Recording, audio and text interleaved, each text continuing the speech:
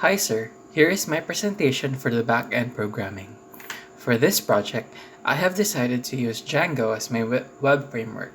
I actually tried going deeper about this and took up some tutorials from YouTube.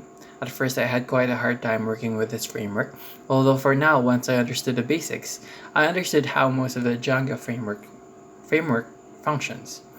For this video explanation, I'm going to assume that you know most of how Django works, so I might just go directly explaining stuff that are only relevant so that I could showcase what I learned with backend programming. So inside the folders that I sent, inside there is the web project Sprint3 folder. Then inside it we got the VNV or the virtual environment, and inside the virtual environment we got the SRC or the source file, where most of the files for my projects is located. Inside the SRC or source folder, we got these files. The manage.py file is located here, which basically acts like the ultimate manager for my files. And since Django mostly works with apps or components, located within here are 3 app component files for each of the web page available inside my website.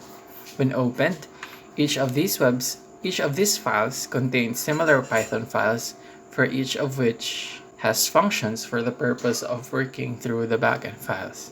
Some of the significant Python files that is worth to mention here are the modules.py files and the views.py files, because these files are responsible for the manipulation of the database and rendering of the website views.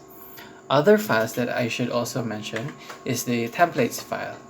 Here, this file contains all the HTML files that is used to render by the views function. Another file here is the static folder, which is responsible for the static files, or in other words, all the CSS, JavaScript, and images used for the website. Now, going from scratch, with the files that I have submitted in GitHub, I can open my website through the typical Django steps on how to run the server. Here it is important to note that my landing page goes by the URL of the address as port number /home.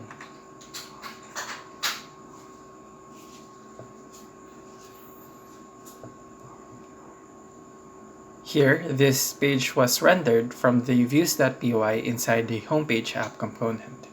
Inside the views.py code, here we can see that the index.html file was called inside the views function in order to render this page.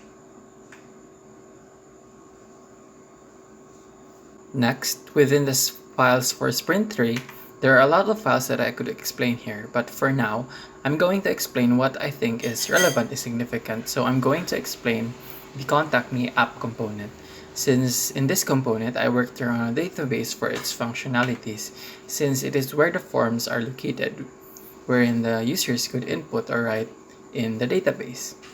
Inside the views.py folder, there are a bunch of Python codes. Here in this part, we can see some imports from other Python files within this component. Then over here is the view function that renders the HTML file to the website.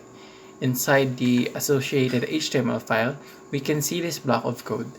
This variable right here from the views.py takes in the class from the forms.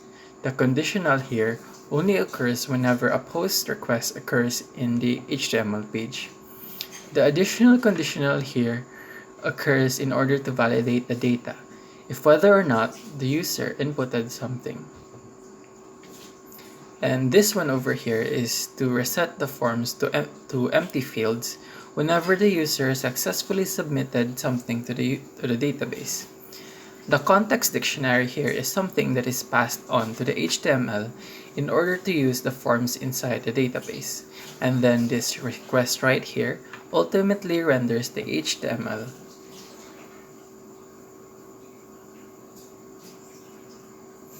And now, in order to create an URL for this one, we check our URLs.py file from the project folder.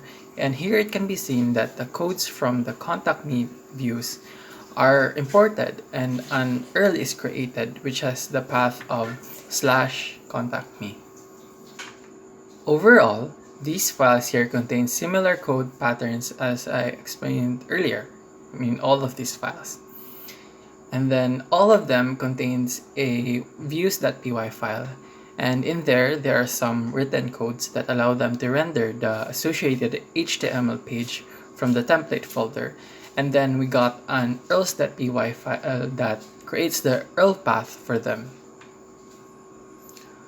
Also, I would like to further present and explain the blogs app component, since in this component, I worked around a database for its functionalities, since it is where I applied the reading of database or the search bar.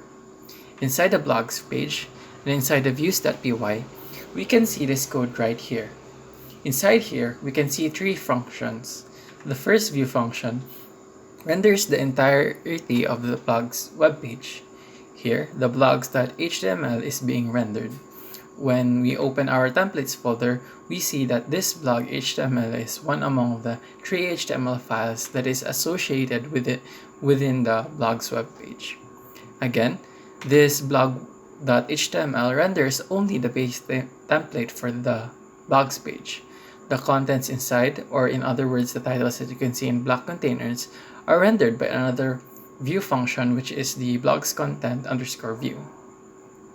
The associated HTML is called the blogs content.html and is responsible for rendering the titles or the content in the HTML page. And then lastly, we got the search results view function, which is responsible for rendering the HTML for the search results. So to end this presentation, most of how Django works are through communication of different Python files inside the virtual environment. The way how Django works is similar to what I explained earlier, where templates are rendered by view functions and files are organized through app components.